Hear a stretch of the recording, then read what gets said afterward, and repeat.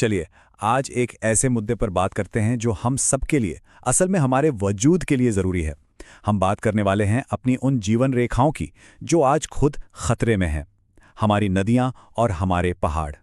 इसे सिर्फ एक कोट मत समझिए, ये एक चेतावनी है कि असली खतरा किसी एक समुदाय को नहीं, बल्कि उस प्रकृति को है जो हम सबका पालन पोषण करती है। तो आज की इस पड़ताल में हम इसी खतरे की गहराई को समझने की कोशिश करेंगे। तो चलिए शुरू करते हैं। अगर हम अपनी धरती को एक मरीज मान लेना, तो वो कुछ बहुत ही गंभीर लक्षण दिखा रही है। तो सबसे पहले इन लक्षणों को ही समझना होगा। गंगा, यमुना, नर्मदा, गोदावरी, अरे ये सिर्फ नदियों के नाम थोड़ी हैं, ये तो हमारी सभ्यता की नसें हैं, आप कह सकते हैं। करोड़ों लोगों की आस्था, उनकी रोजी रोटी, हमारी पूरी संस्कृति, सब कुछ तो इन्हीं के किनारों पर पला बढ़ा है। ये हमारी पहचान का हिस्सा हैं। तो फिर हो क्या रहा है इन जीवन रेखाओं को? सोचिए, एक तरफ अवैध रेत खनन नदियों को अंदर से खोखला कर रहा है, दूसरी तरफ फैक्ट्रियों का जहरीला पानी और शहरों का सारा गंदा सीवेज बिना सोचे समझे सीधे इनमें बहाया जा रहा है। और विकास के नाम पर बेहिसाब बांध और अंधाधुंध कटते जंगल, ये सब मिलकर इनकी मौत का सामान तैयार कर रहे हैं।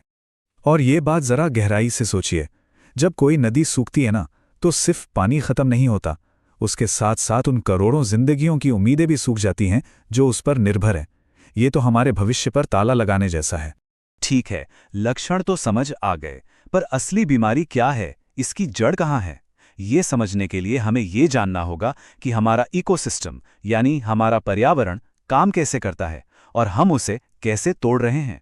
प्रकृति का डिजाइन देखिए, कितना शानदार है। पहाड़ सिर्फ पत्थर और मिट्टी के ढेर नहीं होते, वो एक तरह से विशाल वाटर टैंक की तरह काम करते हैं। जब बारिश होती है तो पहाड़ों पर जो जंगल हैं वो एक बड़े से स्पंज की तरह सारा पानी सोख लेते हैं और फिर पूरे साल धीरे धीरे उसे छोड़कर नदियों को जिंदा रखते हैं। पर सोचिए, जब हम उसी स्पंज को अपने लालच के लिए माइनिंग और कंस्ट्रक्शन से खोखला कर देते हैं, तो फिर क्या होता है? पानी सोखने की वो ताकत ही खत्म हो जाती है और नतीजा, जरा सी बारिश में अचानक बाढ़ आ जाती है, जमीन खिसकने लगती है, जिसे हम लैंडस्लाइड कहते हैं। और हाँ, अनगिनत जीव जंतुओं का घर भी तो उजड़ जाता है। और ये सिर्फ पर्यावरण का नुकसान नहीं है, ये एक इंसानी त्रासदी है। हर लैंडस्लाइड के साथ सिर्फ पत्थर नहीं गिरते, लोगों की जिंदगियां, उनके घर, उनके सपने, सब कुछ मलबे में दफन हो जाता है। अब जरा बांधों की बात करते हैं। इसको ऐसे समझिए, जैसे हमारे शरीर में धमनियों में खून बहता है ना, ठीक वैसे ही नदियों में पानी और पोषक तत्व बहते हैं, और एक बांध उस धमनी में एक ब्लॉकेज की तरह काम करता है। आपको पता है, नदियां अपने साथ सिर्फ पानी नहीं लाती हैं, वो पहाड़ों से एक बहुत कीमती चीज लाती हैं, उपजाऊ मिट्टी, जिसे हम सिल्ट या गाद कहते हैं। लेकिन बांध इस कीमती गाद को आगे जाने से रोक लेते हैं। इसका नतीजा ये होता है कि नदी के आगे की जमीन को पोषण मिलना बंद हो जाता है और वो धीरे धीरे बंजर होने लगती है। पूरा का पूरा इकोसिस्टम बिखर जाता है। अब एक और गंभीर समस्या, बैक्टीरियल लोड। सुनने में थोड़ा मुश्किल लगता है ना, पर इसका मतलब बहुत सीधा है। ये बस ये नापता है कि हमारे शहरों का गंदा पानी और फैक्ट्रियों का कचरा हमारी नदियों को कितना जहरीला बना रहा है। और जब ये बैक्टीरियल लोड बढ़ता है तो पानी में मौजूद बैक्टीरिया तेजी से फैलते हैं और पानी में घुली सारी ऑक्सीजन को खत्म कर देते हैं। इसका सीधा सा मतलब है, नदी के अंदर मौजूद हर जीव, हर मछली का दम घुट जाता है। नदी एक बहते हुए कब्रिस्तान में बदल जाती है। और एक बात साफ समझनी होगी, ये जो संकट है ना, ये किसी पॉलिटिक्स, किसी बॉर्डर को नहीं मानता। ये हम सबके वजूद का संकट है।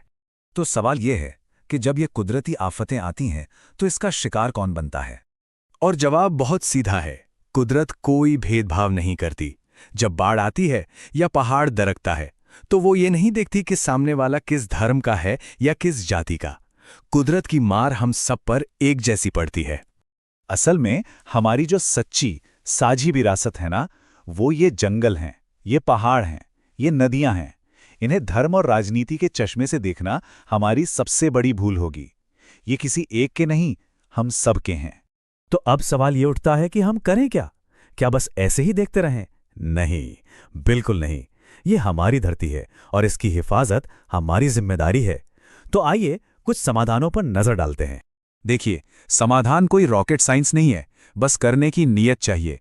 सरकार को रेन वाटर हार्वेस्टिंग को जरूरी बनाना होगा, अवैध खनन पर सख्ती से लगाम लगानी होगी, हमें और आपको मिलकर पेड़ लगाने होंगे। और हाँ, व्यक्तिगत स्तर पर हम सबको अपने घरों में पानी की हर एक बूंद की कीमत समझनी होगी। और अंत में एक बात याद रखिए, असली देश प्रेम नफरत फैलाने में नहीं, अपनी प्रकृति से प्यार करने में है। क्योंकि जब हमारी नदियां स्वस्थ बहेंगी, जब हमारे पहाड़ महफूज रहेंगे, तभी हमारा देश असल मायनों में आगे बढ़ेगा। तो आज जरूरत इस बात की है कि हम धर्म या जाति से नहीं, बल्कि इस धरती के बच्चे होने के नाते एक दूसरे से जुड़ें। चलिए धरती से जुड़ते हैं, क्योंकि यही हमारा एकमात्र